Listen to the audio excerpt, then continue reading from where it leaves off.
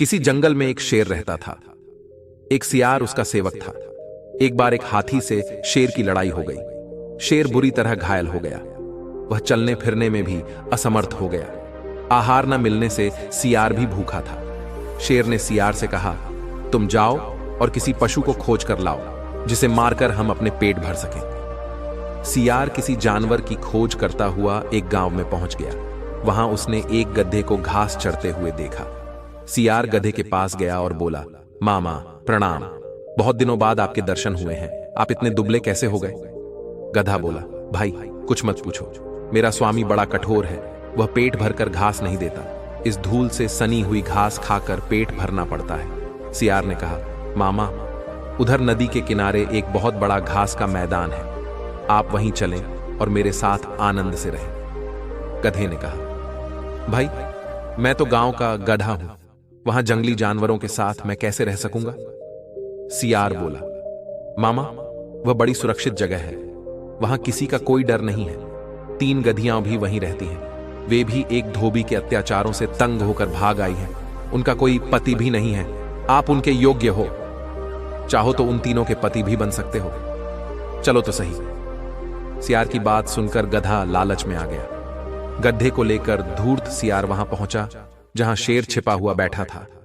शेर ने पंजे से गधे पर प्रहार किया, लेकिन गधे को चोट नहीं लगी और वह डर कर भाग खड़ा हुआ।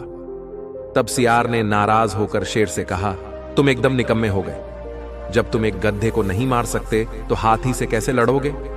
शेर झेंपता हुआ बोला, मैं उस समय तैयार नहीं था, इसीलिए चूक हो गई। सियार ने कहा, अच्छा अब तुम पूरी तरह तैयार होकर बैठो, मैं उसे फिर से लेकर आता हूं। वह फिर गधे के पास पहुंचा। गधे ने सियार को देखते ही कहा, तुम तो मुझे मौत के मुंह में ही ले गए थे। न जाने वह कौन सा जानवर था, मैं बड़ी मुश्किल से जान बचाकर भागा। सियार ने हंसते हुए कहा, अरे मामा तुम उसे पहचान नहीं पाए, वह तो गद्दी थी। उसने तो प्रेम से तुम्हारा स्वागत करने के लिए हाथ बढ़ाया था। तुम तो बिल्कुल कायर निकले, और वह बेचारी तुम्हारे वियोग में खाना पीना छोड़कर बैठी है। तुम्हें तो उसने अपना पति मान लिया है, अगर तुम नहीं चलोगे तो वह प्राण त्याग देगी। गधा एक बार फिर सियार की बातों में आ गया और उसके साथ चल पड़ा।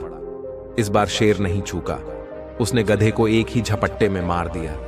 भोजन करने से पहले शेर स्नान करने के लिए चला गया। इस बीच सियार ने उस गधे का दिल और दिमाग खा लिया। शेर स्नान करके लौटा तो नाराज होकर बोला, ओ सियार के बच्चे, तूने मेरे भोजन को झूठा क्यों किया? तूने इसके हृदय और सर क्यों खा लिए? धूर्त सियार गिड़गिड़ाता हुआ बोला, महाराज मैंने तो कुछ भी नहीं खाया है।